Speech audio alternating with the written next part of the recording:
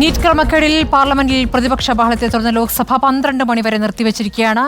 Sarath K Sasi വിവരങ്ങളുമായി. ശരത്, ഇപ്പോൾ കേന്ദ്ര വിദ്യാഭ്യാസ മന്ത്രിയുടെ രാജി ആവശ്യമാണ് പ്രതിപക്ഷം ഉന്നയിക്കുന്നത്. ലോക്സഭയിൽ തുടക്കത്തിലെ ബഹളമായിരുന്നു. സ്മൃതി, തീർച്ചയായും ലോക്സഭയിൽ തുടക്കത്തിൽ തന്നെ പ്രതിപക്ഷം നീറ്റ് വിഷയം സഭ നിർത്തിവെച്ച് ചർച്ച ചെയ്യണം, അടിയന്തര പ്രമേയ നോട്ടീസിന്റെ അടിസ്ഥാനത്തിൽ സഭ നിർത്തിവെച്ച് ചർച്ച ചെയ്യണമെന്നുള്ള ആവശ്യമാണ് ഉന്നയിച്ചത്. എന്നാൽ ലോക്സഭാ സ്പീക്കർ ഓം ബിർള ഇതിനെ സമ്മതിച്ചില്ല. പകരം അദ്ദേഹം വ്യക്തമാക്കിയത് രാഷ്ട്രപതിയുടെ നന്ദി പ്രമേയ ചർച്ച അതായിരിക്കും, രാഷ്ട്രപതിയുടെ പ്രസംഗത്തിന്മേലുള്ള നന്ദി പ്രമേയ ചർച്ചയായിരിക്കും നടക്കുക. ആ വിഷയത്തിന്മേൽ, അതായത് നന്ദി പ്രമേയ ചർച്ച നടക്കുമ്പോൾ എല്ലാ വിഷയങ്ങളെക്കുറിച്ചും പ്രതിപക്ഷത്തിന് സംസാരിക്കാം. അങ്ങനെ എല്ലാ വിഷയങ്ങളെക്കുറിച്ചും സംസാരിക്കുമ്പോൾ സർക്കാരിന് സ്വാഭാവികമായും അക്കാര്യങ്ങളിൽ മറുപടി പറയേണ്ടി വരും എന്ന രീതിയിലായിരുന്നു പ്രതിപക്ഷത്തിന്റെ ആവശ്യത്തെ സ്പീക്കർ തടഞ്ഞത്. ഏതായാലും പ്രതിപക്ഷം അത് അംഗീകരിക്കാൻ തയ്യാറായില്ല. തുടർന്ന് ഇപ്പോൾ ലോക്സഭ പ്രതിപക്ഷ പ്രതിഷേധത്തെ തുടർന്ന് 12 മണിവരെ നിർത്തിവെച്ചിരിക്കുകയാണ്. രാജ്യസഭയിലും ഏതായാലും പ്രതിപക്ഷം സഭ നിർത്തിവെച്ച് ചർച്ച ചെയ്യണം, അത്തരമൊരു ആവശ്യം ഉന്നയിച്ചുകൊണ്ട് നോട്ടീസ് നൽകിയിട്ടുണ്ട്. ഇപ്പോൾ ഖാർഗെ സംസാരിച്ചു കൊണ്ടിരിക്കുന്നു. രാജ്യസഭയിൽ നിന്നുള്ള വിവരമുണ്ടല്ലോ, ചട്ടം 267 പ്രകാരം സഭ നിർത്തിവെച്ച് ചർച്ച ചെയ്യണമെന്ന ആവശ്യമാണ് ഖാർഗെ രാജ്യസഭയിൽ ഉന്നയിച്ചത്. നീറ്റ് വിഷയത്തിൽ കേന്ദ്ര വിദ്യാഭ്യാസ മന്ത്രിയുടെ രാജിയാണ് പ്രതിപക്ഷം ആവശ്യപ്പെടുന്നത്. Lok Sabha ബഹളത്തിൽ പിരിയുകയായിരുന്നു. 21 hours. Honorable members, these 21 hours have to be utilized for issues you seek to raise. It will be walking away from your constitutional obligations when you can discuss right away.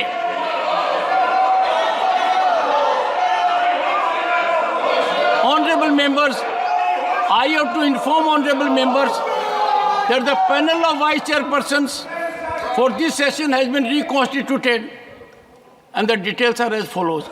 I have continued with the practice to have 50% of our honorable women members as part of the panel. Sukhendu Shekhar Ray, Ghanshyam Tiwari, Narayan Das Gupta, Rajni Ashok Rao Patil, Sonal Man Singh, Medha Vishram Kulkarni, Sujit Kumar, Fozia Khan.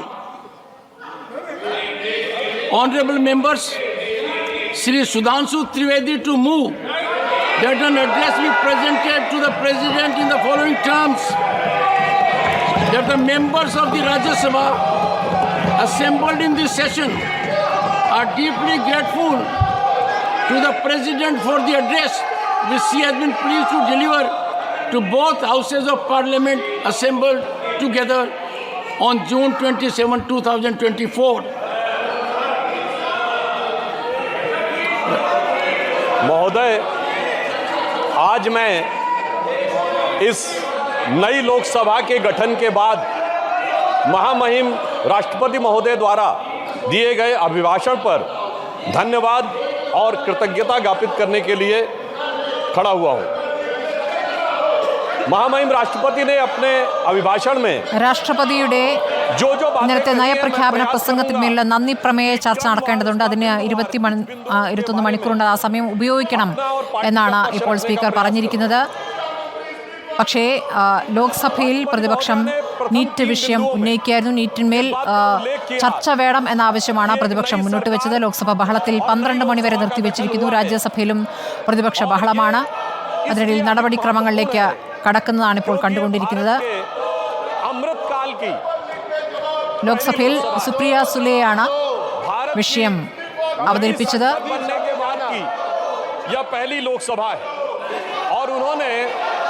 अपने बिंदु क्रमांक 3 में ये कहा कि ये चुनाव नीति, नियत, निष्ठा और निर्णय पर विश्वास का चुनाव था। यहां मैं स्पष्ट करना चाहूंगा कि नीति, नियत और निष्ठा हमारी पार्टी और हमारी सरकार ने वो उदाहरण प्रस्तुत किए हैं कि अपनी स्थापना 1951 से लेकर आज तक इन 73 वर्षों में हमने न अपनी कोई नीति बदली है, न निष्ठा बदली है। हमारा एक भी आइडियोलॉजिकल मुद्दा ऐसा नहीं है इन 73 वर्षों में जिसमें हमने अपना स्टैंड चेंज किया हो। और दूसरी तरफ हमारे जो विपक्षी दल हैं उनका एक भी ऐसा आइडियोलॉजिकल मुद्दा नहीं है जिस पे उन्होंने स्टैंड चेंज न किया हो। इसलिए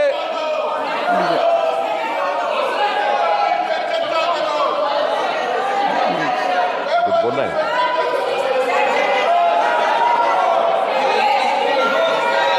मैं कंटिन्यू कर सकता हूं। इसलिए Honorable members,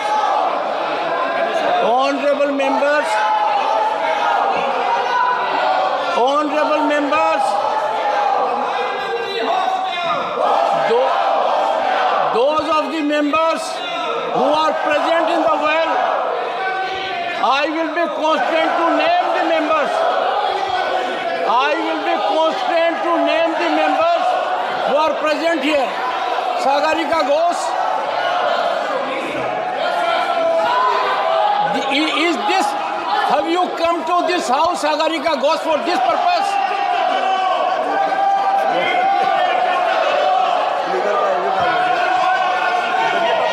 തൃണമൂലിന്റെ രാജ്യസഭാ MP സാഗരിക ഘോഷിനെയാണ് ഇപ്പോൾ ജഗ്ദീപ് ധൻകർ ശകാരിക്കുന്നത്. ബഹളം വയ്ക്കാനാണോ രാജ്യസഭയിലേക്ക് താങ്കൾ വന്നതെന്ന ചോദ്യമാണ് അദ്ദേഹം ഉന്നയിക്കുന്നത്. Saket,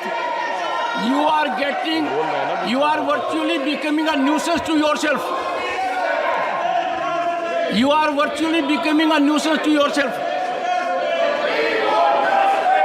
And Mr. Derek O'Brien, you are becoming a director.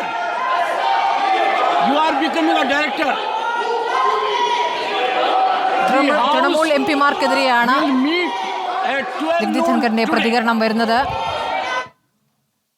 രാജ്യസഭയിലും ബഹളം. രാജ്യസഭയും 12 മണിവരെ നിർത്തിവെച്ചിരിക്കുന്നു. നീറ്റ് വിഷയത്തിൽ പാർലമെന്റ് ഇരുസഭകളും സ്തംഭിപ്പിച്ചിരിക്കുകയാണ് പ്രതിപക്ഷം. നേരത്തെ സുപ്രിയ സുലെയാണ് ലോക്സഭയിൽ വിഷയം ഉന്നയിച്ചത്. അതിനുശേഷം രാഹുൽ ഗാന്ധി പ്രതിപക്ഷ നേതാവിന്റെ പ്രതികരണവും ലോക്സഭയിൽ ഉണ്ടായിരുന്നു. രാജ്യസഭയിൽ ഖാർഗെ വിഷയം ഉന്നയിച്ചു. നീറ്റ് വിഷയത്തിൽ ഡിബേറ്റ് വേണം, ചർച്ച വേണം എന്ന ആവശ്യമാണ് പ്രതിപക്ഷം മുന്നോട്ട് വെച്ചത്.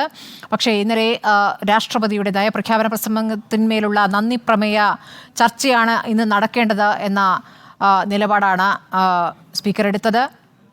ബഹളത്തിൽ കലാശിച്ചിരിക്കുന്നു ഇരുസഭകളും.